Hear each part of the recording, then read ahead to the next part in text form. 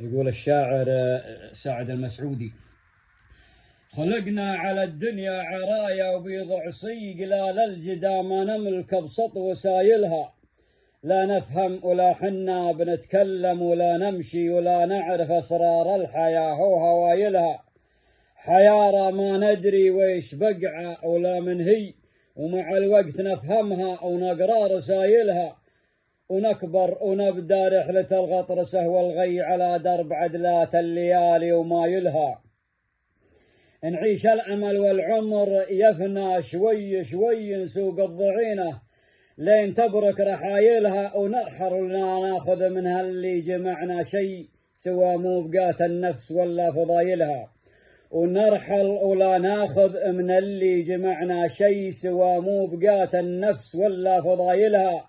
ترى يا ابن آدم رحلة العمر هذه هي، مصير آخر العالم بيلحق بوايلها.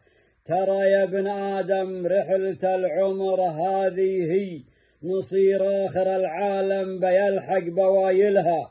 تفكر وقارن بين ذيك الحياة وذي، ولا تحسب الدنيا طوال مهايلها. تغانم حياتك وافعل الخير دامك حي، ولا تاخذ حقوق الناس وتموت شايلها.